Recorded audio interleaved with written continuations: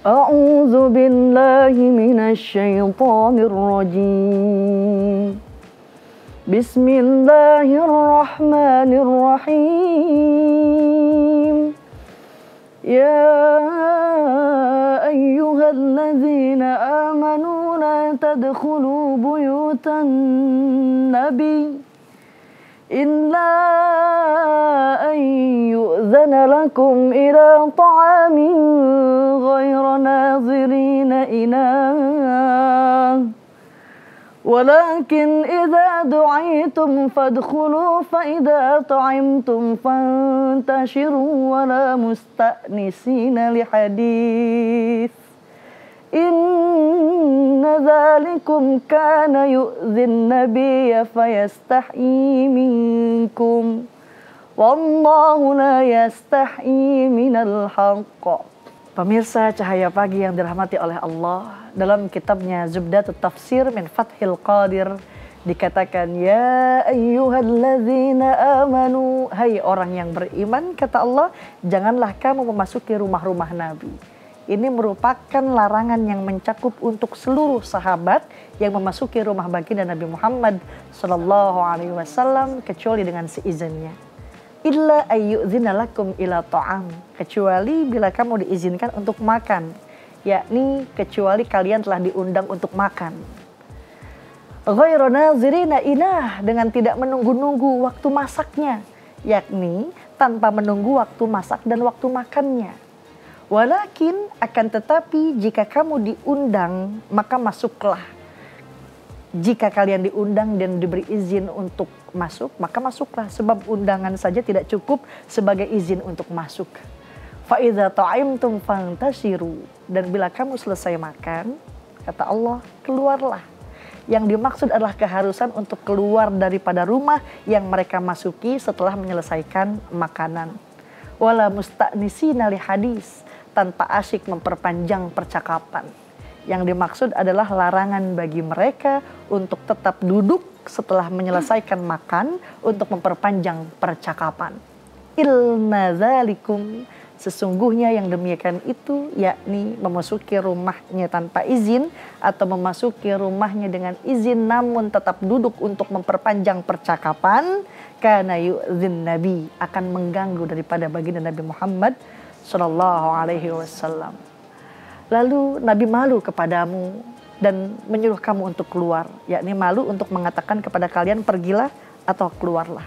Allahu la yastahyi minal haq, dan Allah tidak malu menerangkan yang benar, yakni Allah tidak akan tinggal diam untuk menjelaskan kepada kalian sesuatu yang benar. Shadaqallahul azim. Maha benar Allah dengan segala firman-Nya. Assalamualaikum warahmatullahi wabarakatuh. Waalaikumsalam warahmatullahi wabarakatuh. Masya Allah, yang di studio udah pada semangatnya luar biasa. Tapi saya jadi pengen nanya nih, penasaran. Ini ibu-ibu dari mana Bu asalnya Bu? Tinggalnya? Menteng Dalam. Menteng Dalam. Majelis taklimnya apa namanya? Majelis Taklim Asukriya. Asukriya. Masya Allah, udah semangat, udah cakep. Pemirsa yang ada di rumah juga pastinya udah semangat, karena tadi kita sudah mengawali program Cahaya Pagi ini dengan lantunan ayat suci Al-Quran, yaitu surah Al-Ahzab ayat 53. Tentunya bersama Teh Liza. Assalamualaikum. Waalaikumsalam. Kali ini kita merah-merah kita membara ya. Iya, harus selalu semangat. Tapi kan Teh tadi itu baru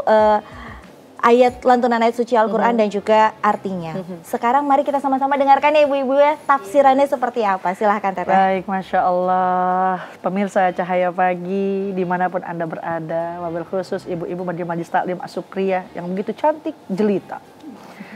Salah satu ciri fitrah manusia adalah adanya rasa malu. Bila rasa malu hilang, manusia cenderung berbuat seperti binatang, bahkan bisa lebih parah lagi.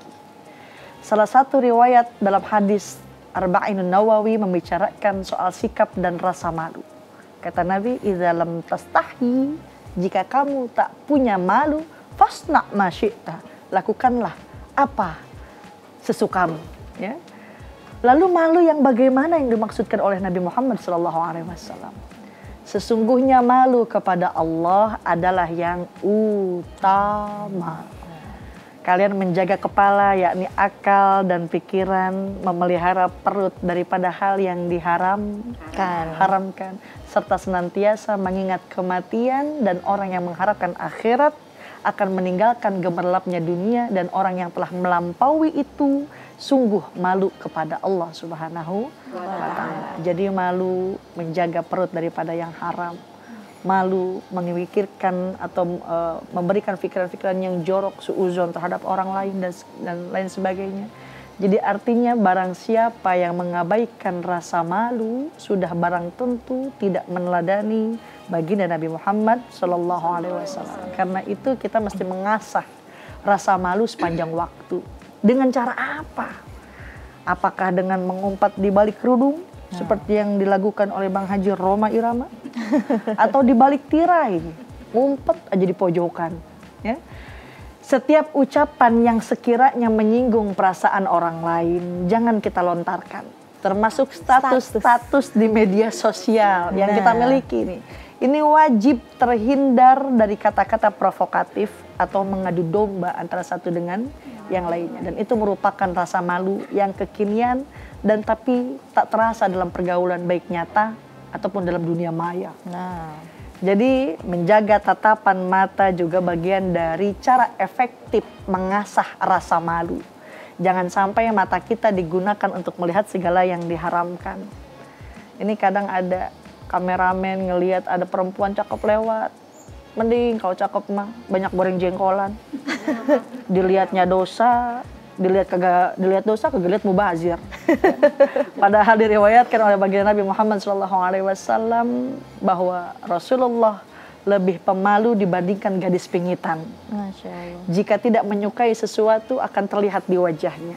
Perilaku dan pergaulannya lemah lembut, tak pernah berbicara tentang sesuatu yang tak disukai lawan bicaranya. Beliau adalah seorang pemalu dan berjiwa mulia. Jadi malu yang utama adalah malu kepada Allah Subhanahu wa Ta'ala. Jangan sampai Allah melihat kita sedang melakukan maksiat, Bu. Jangan sampai Allah tak menemukan kita dalam ibadah kepadanya. Dan salah satu wujud daripada rasa malu itu adalah pada adab. Rasulullah SAW bersabda, muliakanlah anak-anak kalian dan perbaikilah adab mereka. Dalam hadis riwayat Ibnu Majah. Jadi ajarkan anak-anak kita rasa malu. Bagaimana caranya berpakaian, malulah menyingkap aurat di depan yang bukan mahramnya atau yang di depan lawan jenisnya. Malulah jika membentak orang tua. Malulah seorang ayah yang enggan menafkahi anak dan keluarganya. Dan malulah seorang ibu bagi mementingkan karir daripada memperhatikan pendidikan anak-anaknya. Jadi kini kita sedang berada di sebuah zaman, Kak, yang menunjukkan bahwa manusia sudah benar-benar lebih sesat daripada binatang. Banyak kita melihat di berita seorang anak membunuh ibunya. Betul. Seorang ibu membuang anaknya. Bahkan, na'udzubillah, seorang ayah yang memperkosa anaknya. Aurat dipertontonkan dengan menggunakan kecanggihan teknologi. Harga diri dijual menjadi ajang komoditi dan lain sebagainya. Na'udzubillah. Dalam sebuah kesempatan Rasulullah SAW bersabda ketika bertemu dengan seorang dari Ansor yang sedang menasehati saudaranya yang sangat malu. Mendengar itu Rasulullah SAW bersabda, biarkan dia demikian, karena rasa malu itu bagian daripada iman. Nah, dalam hadis riwayat Bukhari dan Muslim. Dalam hadis lain dikatakan Rasulullah SAW mengatakan rasa malu tidak pernah mendatangkan kecuali kebaikan. Ya, dalam hadis riwayat Bukhari Muslim, jadi rasa malu semuanya baik. Semuanya baik. Imam An-Nawawi menyebutkan bahwa hakikat rasa malu itu muncul dalam bentuk sikap meninggalkan perbuatan yang jelek dan perbuatan yang zalim. Jadi ngelihat anak pakai baju 2 cm, pakai celana Hawaii apa Wahai? Hawaii. Kalau Wahai lain lagi, ya. Pakai istilah baju you can see, you kamu can bisa sih ngelihat, jadi dia bisa ngeliatan lipatan keteknya pada. Nah, loh. Ajarkanlah rasa malu kepada anak-anak kita. Janganlah ia mengumbarkan auratnya. Berikanlah kepada mereka adab bagaimana berbicara dengan orang tua. Al-Imam Hujjatul Islam mengatakan ada adab anak yang harus dilakukan kepada orang tuanya. Yang pertama, tidak mengeraskan suaranya ketika si orang tua itu sedang berbicara. Dan orang tua ketika duduk maka ia duduk. Orang tua berdiri ia pun ikut berdiri. Dan jangan berjalan di depan keduanya apabila tidak ada hajat. Jadi kalau lagi kondangan nih, biarkan anak-anak itu duduk atau berjalan di belakang kita sebagai orang tua. Jangan pernah menghardik kedua orang tua dan juga jangan keluar tanpa seizinnya. Nah, ajarkan adab-adab itu. Banyak para salafus soleh dari para ulama-ulama yang mengajarkan bagaimana orang tua kepada anak. Ada hakul walad alal walid, haknya anak terhadap orang tua. Apa yang pertama? Ayu sama idza wulid, dikasih nama yang baik. Kasih nama anak yang ada artinya. Ini kita main sembarangan aja kasih nama anak, kasih nama linglung. Nah loh, jadi bingung aja setiap hari. Jadinya. Oh kita mah orang kota, kasih nama anak siapa? Hernia. Hernia kalau kata orang kota, kalau kata orang kampung mah burut bu. Penyakitan artinya. Iya. Oh, tapi kita harus eksklusif. Kita harus pakai nama Arab. Silahkan, boleh. Tapi yang ada maknanya. Kasih nama anak harus Arab. Namanya siapa? Ijroil. Nah, loh. Bapaknya sakit, Pak. Ijroil datang. Ya, dengan gelepak jadinya. Ya. Berikan nama yang baik. Karena nama adalah sebuah doa. Yang kedua, falyuhsin adabahu. Berikan didikan yang baik. Di sini ada adab. Bagaimana mengajarkan anak-anak dengan pendidikan yang baik? Masukin anak-anak ke pengajian. Boleh jadi dokter, silahkan. Jadi petinggi, silahkan. Tapi ingat punya basic agama ia yang bisa ngaji. Karena apa? Idza mata ibnu Adam. Apabila anak Adam meninggal, in qata'a amalu, semua amalnya bakal terputus illa min salas, kecuali dari 3 perkara. Apa yang pertama? Doa daripada anak yang soleh dan soleha. Anak yang soleh udah pasti pinter. Tapi anak yang pinter belum tentu soleh. Betul. Anak pinter biasanya ngepinter-pinterin doang. Orang tua masih ada, harta warisan udah dijual. Ada dapat harta warisan, masih ada engkongnya, kuburannya udah dijual. Saking kepinterannya itu anak. Ya. Jadi jangan menjadi goal kita punya anak pinter, tapi jadikan anak ini soleh. Kalau udah soleh, insya Allah bakal pinter. Banyak orang pinter, tapi masuk ke penjara. Saking kepintarannya tuh korupsi, biasanya. Bisa jadi menyelewengkan dan segala hal lainnya. Tapi orang yang soleh insya Allah dia menjadi permata hati dan kelak akan mendoakan kita ketika masuk ke dalam kubur nanti. Tanamkan ketauhidan, tanamkan akidah dan akhlak kepada anak-anak kita. Ya? Tanamkan rasa malu kepada anak-anak kita. Malulah kita sebagai orang tua yang mengabaikan pendidikan agama kepada mereka. Karena ar-rajul fi baiti ra'in wa huwa mas'ulun an ra'iyatih. Al-mar'atu fi baiti zawjiha ra'iyah wa hiya mas'ulun an ra'iyatiha. Seorang laki-laki di dalam keluarganya adalah pemimpin dan pemimpin maka akan dipintai pertanggungjawabannya. Seorang istri pun di tengah keluarga atau di dalam rumah suaminya adalah pemimpin dan ia akan dimintai pertanggungjawaban atas kepemimpinannya. Papimpin jadi pacelibet jadinya. Ya. Jadi hendaknya kita sebagai orang tua mengajarkan adab kepada anak-anak kita, mengajarkan didikan yang baik kepada anak-anak kita. Apa yang akan kita pertanggungjawaban di hadapan Allah? Bagaimana pendidikan anak-anak kita? Berikanlah pendidikan kepada anak-anak. Malu kita apabila anak gak bisa baca Quran, malu. Ntar kalau di alam kubur, jangankan di alam kubur lagi sekarat, lagi sakit aja.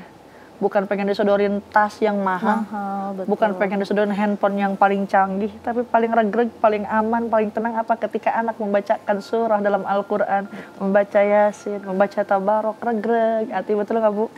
Makanya perhatikan kepada anak-anak, baca doa pinta anak yang soleh dan soleha, Robbana, Hablana, udah Atina mulu ibu mah. Kadang kita mah Atina aja yang ingat Atina. Robbana hablana min azwajina wa dzurriyyatina qurrata a'yun waj'alna lil muttaqina imama. Minta doa yang anak yang soleh-solehah. Tanamkan rasa malu kepadanya. Kita malu sebagai orang tua apabila anak tidak bisa membaca satu huruf pun dalam Al-Quran. Pernah pada masa Khalifah Umar bin Khattab, ada yang mengadukan tentang kedurhakaannya kepada Umar bin Khattab. Ya Amirul Mukminin, aku ingin mengadukan anakku yang durhaka. Lantas Umar bin Khattab memanggil anak tersebut untuk dimintai klarifikasinya. Ya fulan, apakah betul apa kata orang tuamu? Karena tidak dibiasakan punya pendidikan yang baik, anak itu bertanya kepada Amirul Mukminin, ya Amirul Mukminin, apakah ada hak orang tua terhadap anak? Kata Umar bin Khattab, ya. Apa itu? Yang pertama, mencarikan ibu yang baik. Yang kedua, memberikan nama yang baik. Yang ketiganya, mengajarkan huruf dari Al-Quran. Lantas si anak itu mengatakan, sesungguhnya ayahku memilihkan seorang majusi untuk menjadi ibuku. Dan aku diberikan nama Ja'al. Apa itu Ja'al? Kelelawar jantan. Nama binatang diberikan. Dan ayahku tidak pernah mengajarkan satu huruf pun dari Al-Quran. Maka kata Amirul Mukminin, engkau telah durhaka kepada anakmu sebelum ia berdurhaka kepadamu. Jadi kata durhaka bukan hanya dari anak kepada orang tua, tapi orang tua pun bisa durhaka kepada anak. Ya ayyuhalladzina amanu, hai orang yang beriman, ku anfusakum wa ahlikum nar, jagalah dirimu dan keluargamu daripada api neraka. Dengan cara apa? Yang pertama, anfusakum ay bi af'alikum, dengan perilakumu sendiri. Sementara dengan keluarga, berikan nasihat, berikan wasiat. Nah, jangan telat sholat, nanti ayah malu di hadapan Allah. Nah, jangan sampai berbuat zina, nanti ayah malu di hadapan Allah. Karena seorang ayah dan seorang ibu akan ditarik ke dalam neraka oleh anaknya apabila si anak itu mengadu kepada Allah, orang tua tidak mengajarkan hal-hal agama kepada anaknya. Nauzubillahi min dzalik. Oleh karenanya tanamkan rasa malu, tentunya malu kepada Allah Subhanahu wa taala yang utama, malu berbuat maksiat, malu berbuat korupsi, malu berselingkuh, malu tidak mengikuti izin daripada suami, malu mengisi perut daripada hal-hal yang diharamkan oleh Allah Subhanahu wa taala. Mudah-mudahan kita semua senantiasa terjaga daripada siksa api neraka. Wallahu taala a'lam. Masya Allah. Tapi Teh tau gak sih, dari tadi saya udah diliatin mulu sama ibu-ibu yang mau nanya. Soalnya iya Bu, sabar Bu, boleh Bu nanya Bu, silakan siapa yang mau bertanya. Oke silakan Ibu, boleh maju ke depan. Masya Allah. Dengan Ibu siapa Bu? Assalamualaikum warahmatullahi wabarakatuh. Waalaikumsalam warahmatullahi wabarakatuh. Nama saya Ibu Mini. Saya dari Majelis Ta'lim Asy-Syukriyah, Menteng Dalam. Gini Teh, kepo dikit nih Teh. Oh, apa tuh? Mau bertanya. Kan seperti kita tahu ya, di zaman sekarang itu teknologi udah semakin canggih nih. Oh betul. Canggih. Media. Tapi kenapa ya Teh, masih ada tuh ibu-ibu yang curhat, lagi marah sama suami, curhat di Facebook, ke warung depan mata, ditulis gitu kan. Nah, apakah perbuatan seperti itu perbuatan yang memalukan agama kita sendiri? Lalu bagaimana cara menyikapinya menurut agama kita sendiri? Masya Itu Allah. aja. Ini suka curhat juga nggak? Alhamdulillah enggak. Oh alhamdulillah enggak. Nggak salah. Enggak salah lagi kayaknya. Baik Ibu Mini, boleh silakan duduk. Baik, waalaikumsalam warahmatullahi wabarakatuh. Ini kayaknya semua orang sering kayak gitu ya Teh Iya, ya sekarang memang tuh ya, sering. curhat di media sosial. Mulutnya nggak ngomong, jempolnya yang bergerak. Iya. Nah gimana tuh Teh? Jadi bukan hanya curhat, malah doanya aja di media sosial. Ya Allah, ampunkanlah hamba, ya Allah, Engkau maha tahu segala yang hamba inginkan. Nah, padahal mah sholat enggak, zikir enggak, megang medsos aja. Masya Allah, pemirsa Cahaya Pagi dimanapun Anda berada, tak jarang orang yang menggunakan media sosial sebagai alat untuk menyindir ataupun menghujat temannya yang lain. Tak jarang terjadi kasus kesalahpahaman akibat perilaku ini. Bisa jadi kita menyindir seseorang, Ibu Mini nyindir Bu Mariam. Bu Mariam padahal nggak punya media sosial, nggak punya akun, nggak punya apa. Yang baca Ibu Siti. Ibu Siti ngerasa ini maksudnya apaan sih Bu Mini? Yang kesindir orang lain. Padahal yang kita tuju nggak punya media, apa mungkin nggak punya kuota kayaknya. Jadi malah hingga akhirnya justru kesalahpahaman dan berujung pada permusuhan. Nabi Muhammad SAW telah memberikan peringatan kepada kita sebagai umatnya. Wa iyyakum wazon. Takutlah engkau sekalian pada zon. Apa itu zon? Prasangka. Sesungguhnya prasangka adalah omongan yang bohong. Maka janganlah saling bermusuhan dan janganlah saling mengintai. Kepo. Ya, mengintai itu kepo. Janganlah saling hasud, jangan saling membohongi dan jangan saling marah-marah. Jangan saling memutuskan atau menghindar daripada satu dengan yang lainnya. Semuanya itu terjadi di media sosial, betul nggak Bu? Nyindir. Kemarin pakai baju merah, padahal utang belum dibayar. Padahal apa hubungannya ya gitu baju merah sama hutang piutang. Dasar si Anu, si ini jadi si Anu jadinya. Jadi banyak masalah. Lalu apa sih solusi yang harus kita lakukan? Yang pertama, bacalah sholawat kepada baginda Nabi Sallallahu Alaihi Wasallam. Inna Allaha wa malaikatahu yusalluna ala nabi ya ayyuhalladzina amanu sallu alaihi wa sallimu taslima. Di dalam kitab tafsir Imam Jalalain dikatakan makna Allah bersolawat kepada Nabi ay rahmatun, kasih sayang Allah kepada Nabi. Malaikat bersolawat kepada Allah ay maghfiratun, apa maknanya? Malaikat memohonkan ampun kepada Allah untuk Nabi, walaupun Nabi kita itu maksum, terbebas daripada dosa. Sementara kita sebagai umatnya ay ad-du'aun, yakni doa wasilah sebab dikabul kita oleh Allah karena sholawat kepada baginda Nabi Muhammad Sallallahu Alaihi Wasallam. Kesel sama suami, sholawat dah. Ya Rasulullah, salamun alaik ya rafi'a syani wad daraji anfanta ya jiratal alami ya uhainal judi wal karami. Ini malah nyanyi, langsung ngambil apa tuh? Penggorengan, ulekan, dibanting-banting semuanya. Ya. Banyak yang sholawat. Ibu lagi pengen mengutarakan isi hati, gelar sejadah, minta munajat sama Allah. Banyak zikir itu lebih selamat. Ya. Jangan sampai kita menyindir atau mengupdate segala sesuatu yang kita lakukan itu di media sosial. Ada rasa malu lagi di sini. Malulah kita sebagai hamba Allah dalam bermaksiat kepadanya. Hati-hati, media sosial itu bagaikan pisau, dua mata pisau. Pisau kalau kita pakai, kakeret nggak kalau kata orang Sunda mah? Kena kan? Tapi kalau kita dipakai secara kita membutuhkan saja, hadirilah majelis taklim atau hadirilah lihatlah tayangan Cahaya Pagi di Trans 7 setiap hari. Itu jadi pahala buat kita. Jadi lakukanlah media sosial itu untuk membawa kemaslahatan bagi kita dunia dan akhirat. Wallahu ta'ala a'lam. Jangan jadi asal gitu. posting ya berarti ibu-ibu. Insya Allah ibu-ibu di sini nggak langsung asal posting ya. Tapi tadi yang udah posting dihapusin Bu. Kayaknya di draft dulu, disimpan dulu. Langsung dihapus-hapusin. Nah Teh gini Teh, sebenarnya ini dari tadi kita berbicara tentang rasa malu. Yang dimaksud dengan rasa malu dalam Islam tuh sebenarnya seperti apa sih Teh? Silakan Teh. Jadi intinya malu itu seperti apa sih, atau apa sih manfaat daripada malu itu ya? Malu tapi tidak memalukan. Jadi tidak penting berapa banyak yang kita tahu, tapi yang paling penting adalah tahu diri dan tahu malu. Ya. Tahu siapa dirinya, tahu malu bagaimana terhadap dirinya dan orang lain. Juga yang lebih utama adalah malu kepada Allah Subhanahu wa Ta'ala. Jadi apa sih manfaat malu dalam Islam itu? Yang pertama, mencegah daripada hal yang tercela. Ya, kita malu mengumbar aurat, maka itu akan terhindar kita daripada perbuatan maksiat.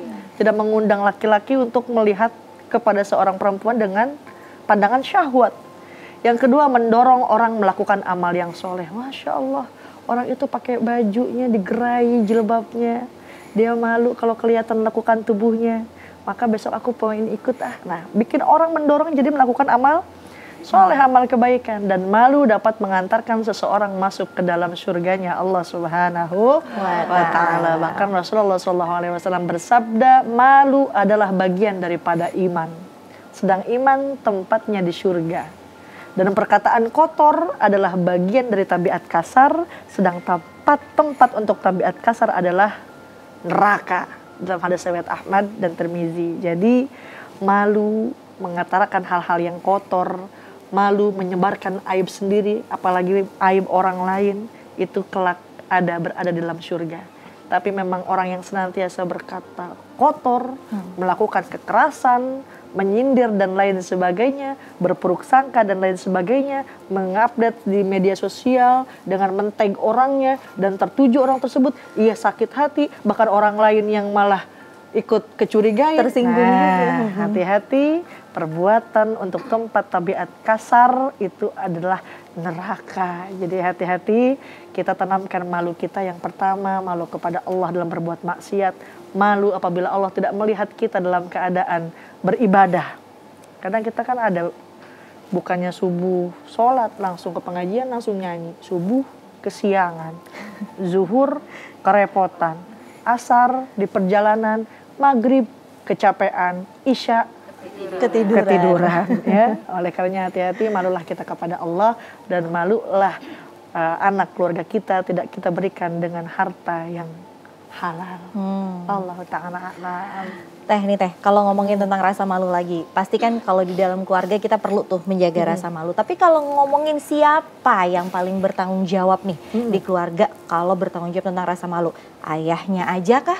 Ibunya aja? Atau anak-anaknya juga? Atau semuanya? Atau siapa Teh? Masya Allah. Ini pertanyaan yang mewakili, kadang suka ngandelin. Ini kan urusan bapaknya, ini kan urusan bapak, anak, mamanya. Ini urusan anaknya, nah sering begitu. Ingat kullukum ra'in wa kullukum mas'ulun an ra'iyatin. Setiap dari kalian adalah pemimpin dan kalian akan dimintai pertanggungjawabannya atas kepemimpinan. Jadi anggota keluarga yang disebut keluarga inti terdiri atas ayah, ibu, anak. Namun tidak sedikit pula ada anggota keluarga yang tinggal dalam satu rumah. Mungkin orang tua kita ikut, kakek, nenek, paman, tante dan lain sebagainya.